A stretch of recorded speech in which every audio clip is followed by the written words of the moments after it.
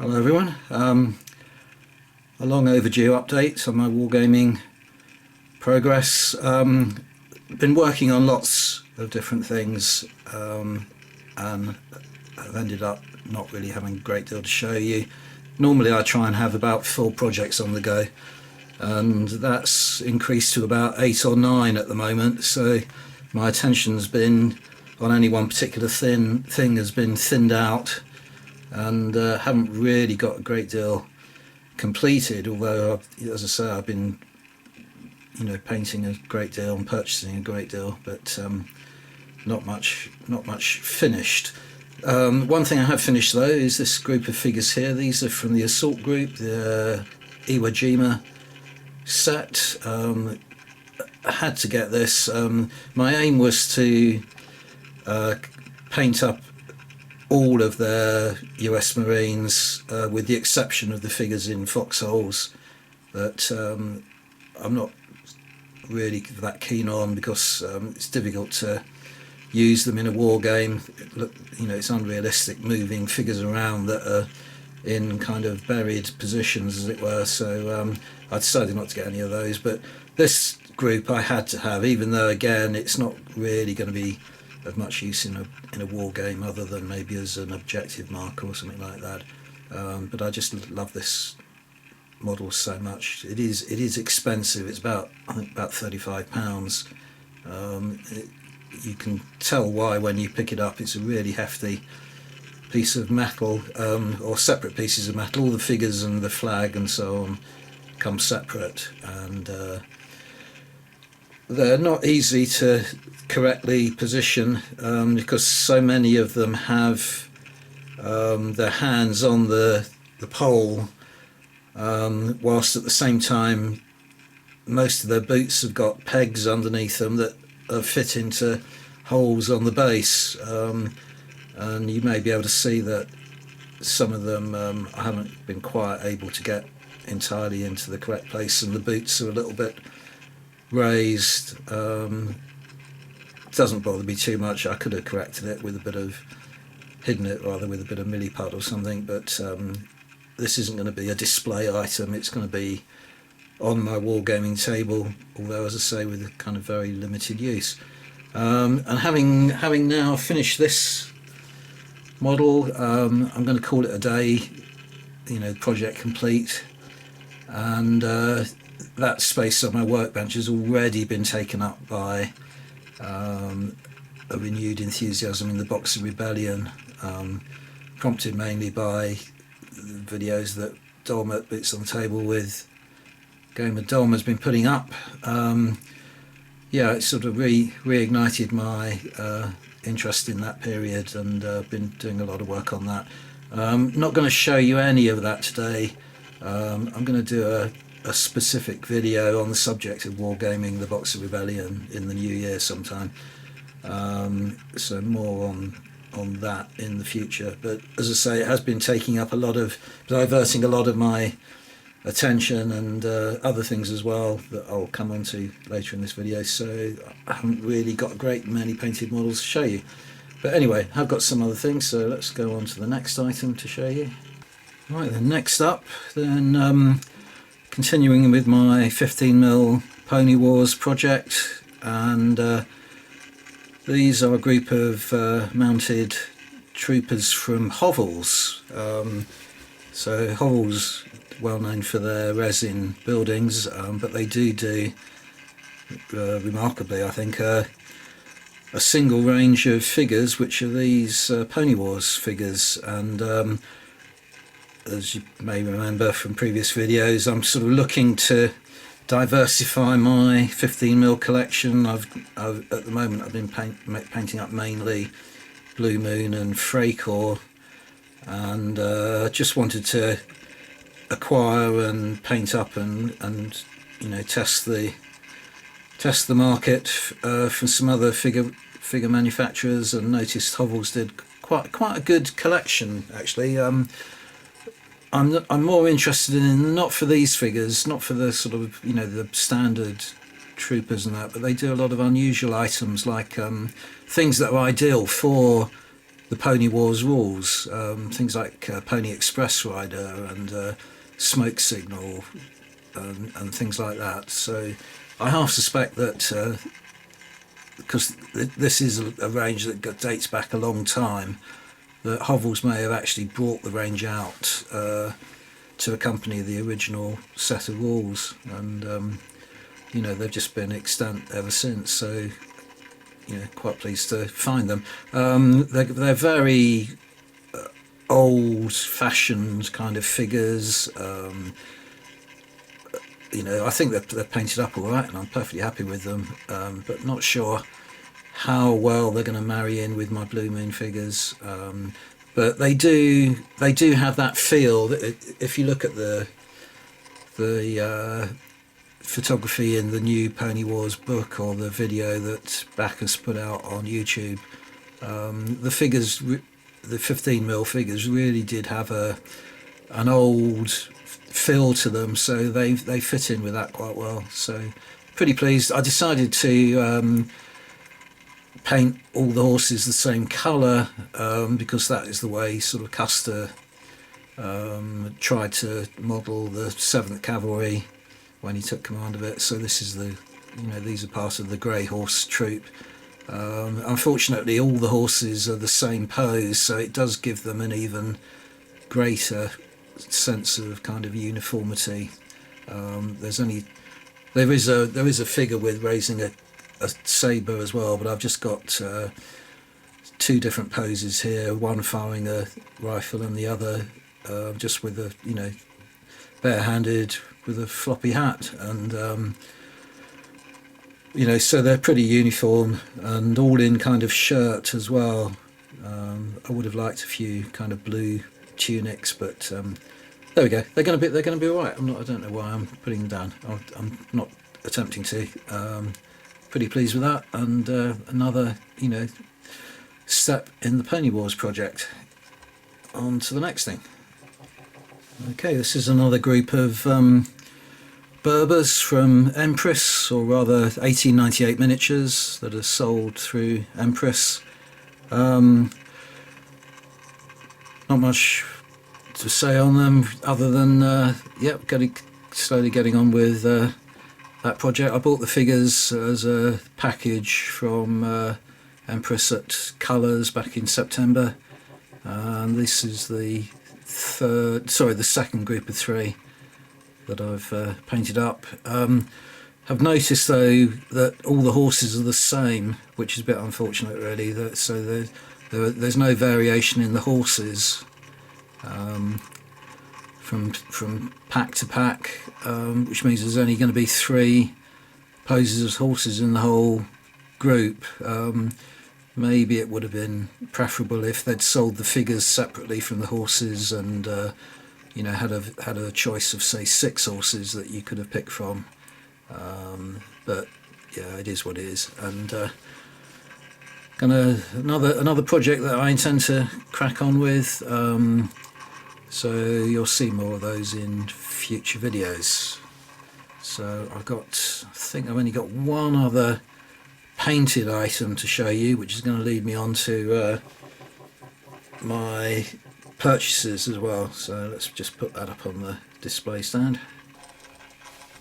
Okay, what's going on here then? So this little piece of scenery I picked up at Legionary in Exeter the year before last, so it was around May 2021, and it was in a bag I got on the Bring and Buy stall, a bag of bits and pieces of scenery, resin scenery, some of which I think I've painted up. I can't remember exactly what was in it, and some I've still got unpainted, but this particular item I thought, yeah, maybe it would do as a sort of base camp in sort of 15mm game of Ancients, but it's not really that scale.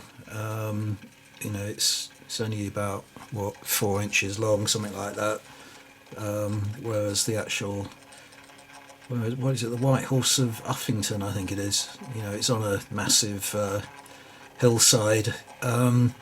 So it's been unpainted up until now, but what's happened is that I've been getting a lift, which has enabled me to start going back to the local Wargames club, which I used to be a member of, and used to be located within a sort of fairly easy walk of my house. But during COVID they moved. I stopped going to it quite a long time ago for sort of personal reasons, but during COVID they moved out of their location away to a social club right on the outskirts of Plymouth, and it's out of the question for me to get to it unless I get a lift. And some friends of mine have decided to rejoin it as well, and we've all been a couple of times now,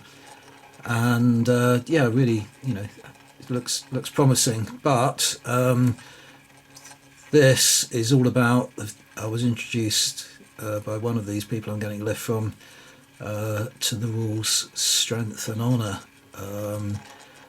I never in a million years thought I would wargame in 2mm, but I have to say I'm really hooked. It's an absolutely fantastic rule set, produces really enjoyable games, and it's perfect for a Wargames club, and also perfect for me in that, whereas I could never have got 15 or 28mm figures carted them all up to this club without a lift, I could quite easily carry a 2mm army up there, even on days when a lift isn't available. So it's an absolutely ideal situation for me, and as I say, I'm really hooked. So just wanted to divert the camera to the desk now and have a little chat about strength and honour. Okay, here's my copy of the rules. They only arrived today, so fresh in the post. Did take a little while for them to arrive because of all the disruption over the Christmas period and the mail strikes and so on, but they got here eventually. Now, I'm not going to really talk about the rules, just sort of show you some of the photographs in here to give you an idea of an impression of what the games can actually end up looking like. So obviously the figures are absolutely minute, but yeah, I'll talk a little bit more about that in a moment. Just as with 6mm wargaming, I think at scales this small, the terrain really takes over in importance. You have to have a nice looking table in order for the games not to look like a board game or something like that. Sorry, a little bit. But you can produce really nice looking games, and of course you can play massive battles. So in the back of the book there are about 10, maybe more, historic battles that you can recreate. Yeah, and I watched one game one week and then played myself the second week, and I've watched, recommend you watching on YouTube the battle reports on the Two Fat Lardies channel, because the games themselves are really exciting, really challenging, really enjoyable to play. So yeah, this is one of my purchases, but of course I need to acquire some figures and so on, all the items that go with it. So I've got an order from War Bases, hasn't arrived yet, for some bases obviously, but also they do arrange Antonine miniatures, 2mm metal figures. Irregular do them as well. I noticed in this, that's Antonine miniatures there, but there's also an advert for laser cast 2mm plywood. So they look interesting, but I'm going to probably I'm going to see what these Antonine miniatures are like, but my intention is to use my 3D printer to print a lot of my armies that I'm going to require. I'll show you those in a moment, so the results of that so far. Yeah, actually I'll show you. Oh, what was the other thing I was going to show you? Yeah, there's this another company here called Core Hill Miniatures, bases specifically designed for strength and honour. Yeah, these, I don't know, not entirely sure if that base is the more than just a base, then I think they're a little bit kind of crude. You can get a lot more detail, as I'm about to show you, on the figures than just square slabs, even though at a distance when you paint them up you can see they do, they do look fairly realistic. But let's show you what I've been achieving with my 3D printer. So there's a YouTube channel and a website called Project Wargaming, and he specialises in 2mm and 6mm, and also makes his own, designs his own figures. Let's show you.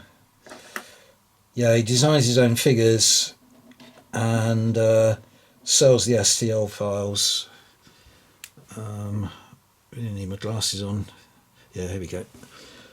So let's see how much I can zoom in. It's not going to be very focused, is it? Not really going to be able to show you. I wonder if I'm just going to pause the camera a second, experiment with something. Right, well, this is about as good as a zoom in as I'm going to be able to get, I'm afraid. This is actually looking through the lens of my magnifying lamp, so I can get you a little bit closer to the figures. So these are this is a Roman cohort, Roman legionary cohort that I printed out from files I purchased from Project Wargaming, and this is promising. The one problem I find, though, they are difficult to print. There's no getting around it. I've had to experiment quite a lot, and this was one of my earlier efforts. And one of the things I found is that you do have to have print them on supports. If you try to scrape these off the build plate, they would just disintegrate as you scrape them off. But unfortunately, the way the guy at Project Wargaming has designed the files is that he's not designed them as a block. Virtually every individual figure on here is an individual element of the file. And so if you have them supported, what that means is once you take them off the supports, they do begin to separate. So you end up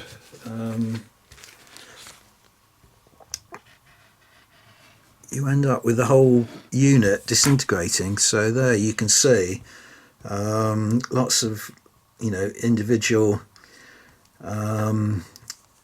Roman legionaries, or maybe groups of 5 or 10 or something like that. And I just can't cope with painting those and sticking them all in one piece. So yeah, I've had to kind of experiment quite a bit. One of the things that I found, or I thought I'd found first of all, was that I might have been using a poor quality resin, or a poorer quality resin than was required.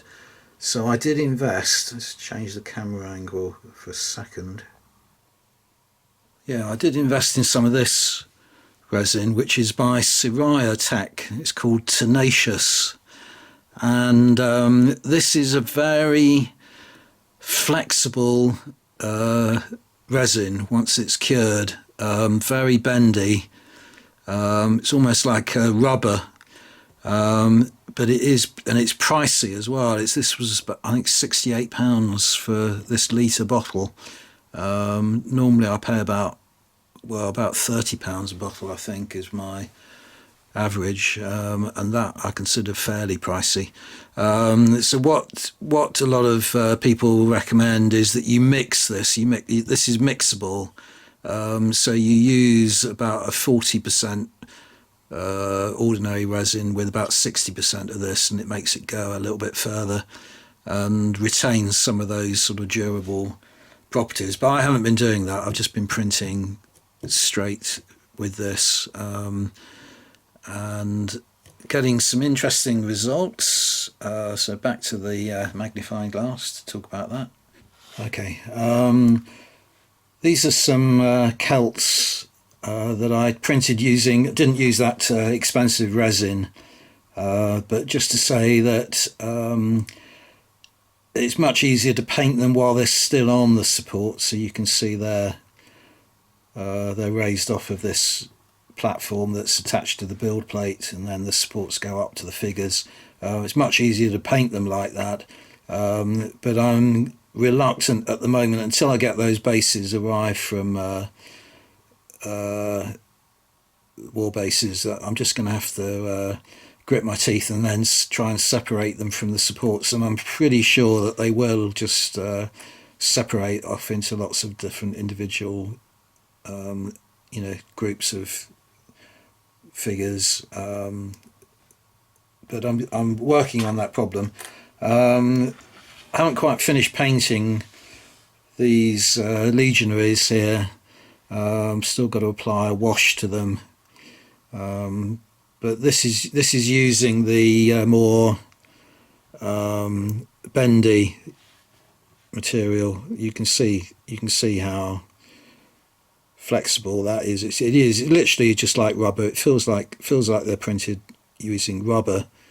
You can see there how much they're bending, and I'm pretty sure that even with this different type of resin, that when I take these off the base, they are going to separate out. But you can see some of the there's even a tiny little eagle or emblem or something being raised, standard at the front there. It's just incredible detail.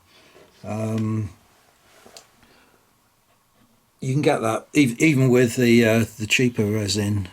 This is a Celtic chieftain, and you can see the carnix there. This is in 2mm. It's absolutely astonishing. The detail. So I think printing my own figures is definitely the way forward, definitely the way to go. So Project Wargaming, as far as I can see, is the only supplier of STL files for 2mm at the moment. That may change. Doesn't matter if it does change, because this is good enough for me. But as I say, I still think I'm going to have that problem with those figures separating out from the supports. So what I've been experimenting with is actually dropping the distance down, dropping the length of the supports down, so that I don't have to bother about removing them from the raft. So here you might not be able to make this out very well because it's still in its original resin colour. Got a bit of a hair on that one, but never mind, it'll serve its purpose. So here you can see where I just raised the group up 0.5 millimetre from the base plate, so that you cannot even really see the support. But I decided this was an insufficient level, because it does look as though, again, you probably won't be able to see it, on camera, but it does look as though they're sunk into the raft a little bit. So I did some more with them raised a millimetre, and then had the raft half a millimetre thick, and they came out. I think this is going to be ideal. So this is the way I'm going to print all my figures in future. You can hopefully you can see there some of the incredible detail on them. Spears, raised spears, and bosses on the shields and so on, and all the imperfections you just don't notice. Because you're only going to do a very kind of crude painting job on them. It's a bit of washes and dry brushes, and then a final wash to kind of accentuate the detail at the end. And they're pretty easy to paint. You don't have to strain over this detail, but the washes do pick it out. So having highly detailed STL files, does the job for you. And then haven't quite made up my mind yet. I think with these in particular, I'm going to have to cut the raft pretty close to the figures, so that I can bunch them all together on the, make a massive kind of warband out of them eventually.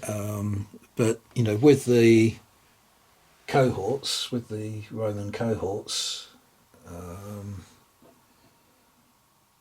getting confused now about what I've actually printed and painted and finished, but I think this is not completely finished yet.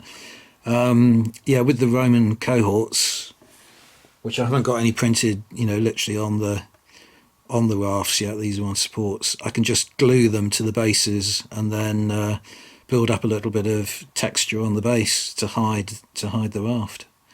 So I don't even need to cut the rafts closer to the figures.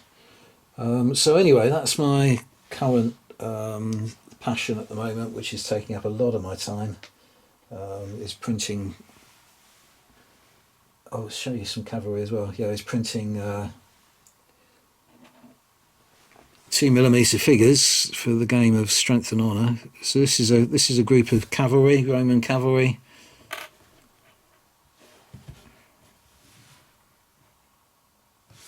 Soon going to have massive armies, play massive games. But let's go on to showing you some of my other recently acquired items. Okay, got a couple of other rule books, but these are just going to go on the sort of back burner for the time being.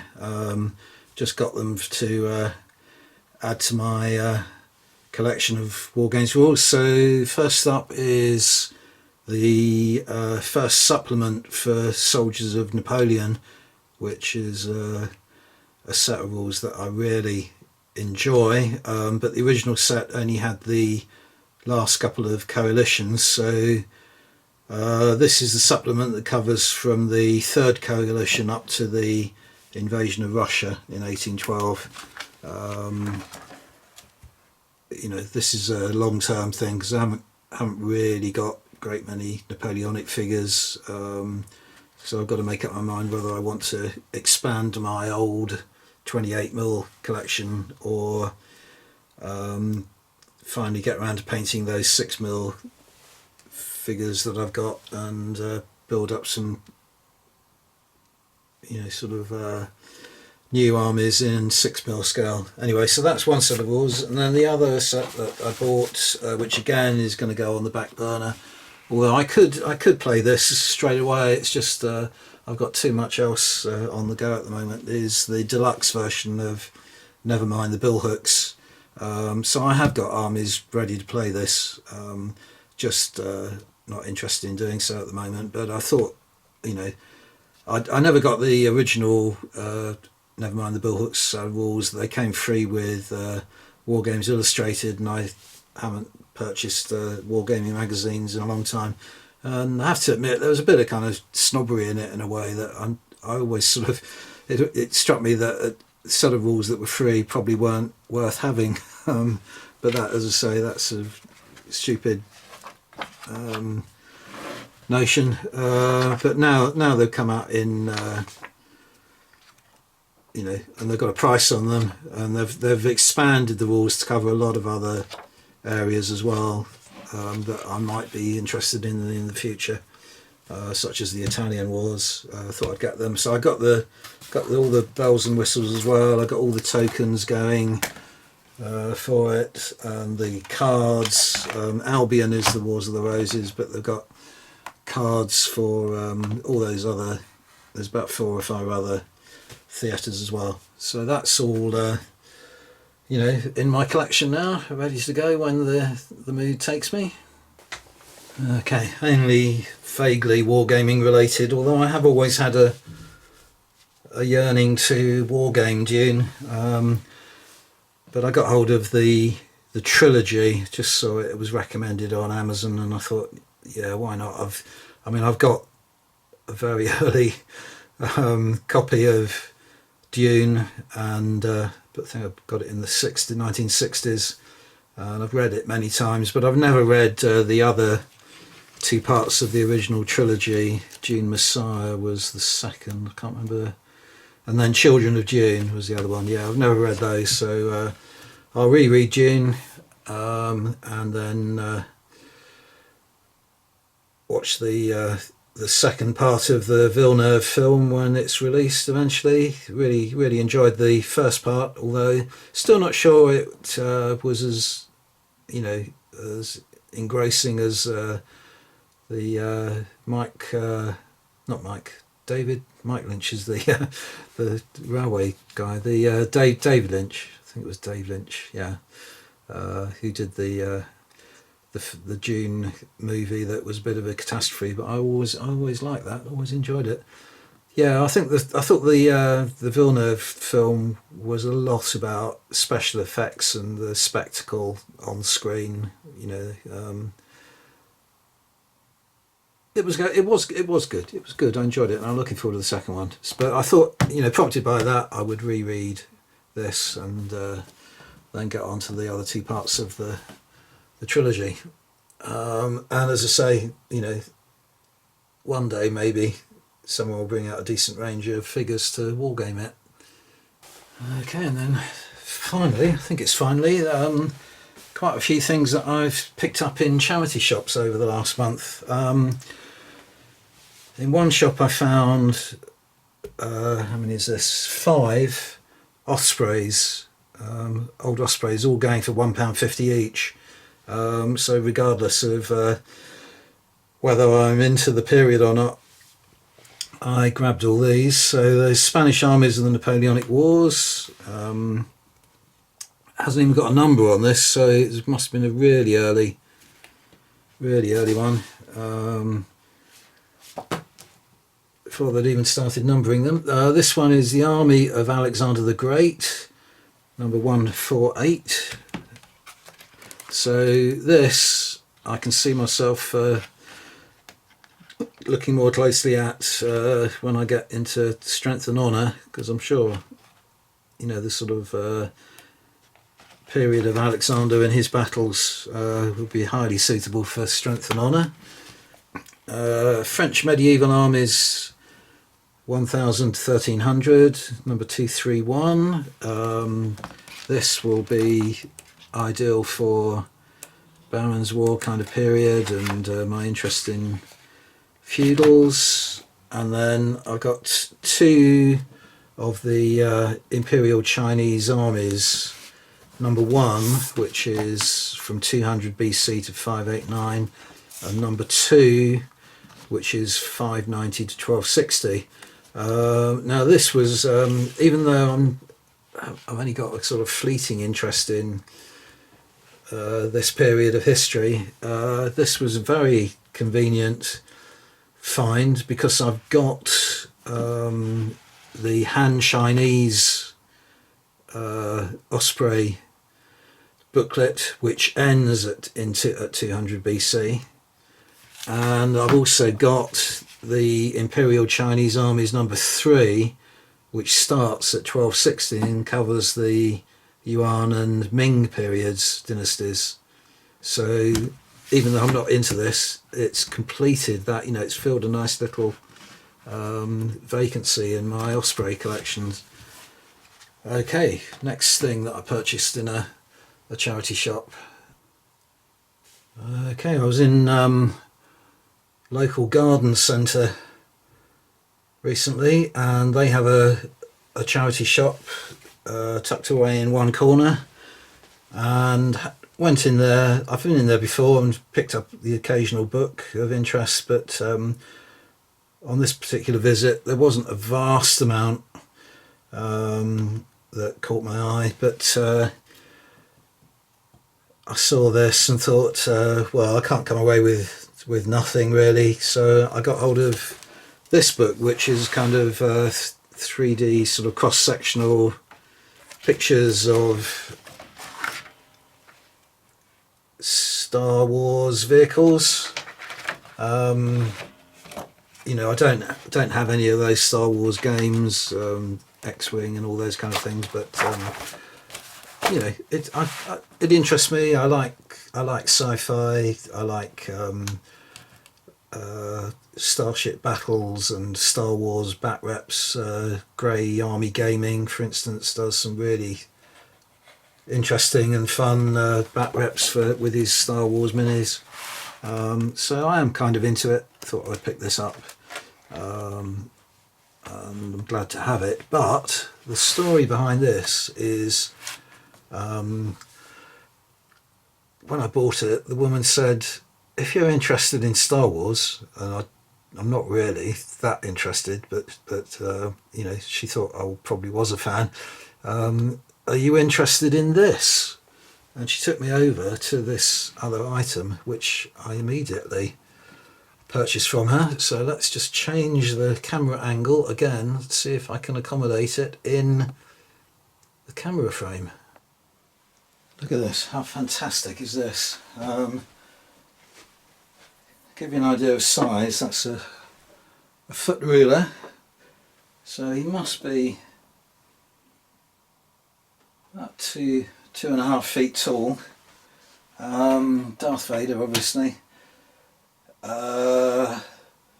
It was going for £10, but I think she felt a bit guilty that she was pressure selling it, but she wasn't at all. But she gave it to me for £9. It's articulated, so the head moves slightly, rotates slightly.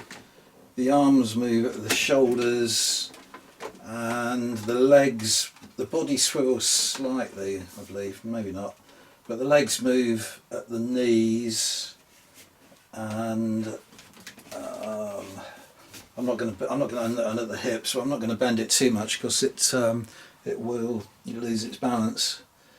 But I was just really impressed by this.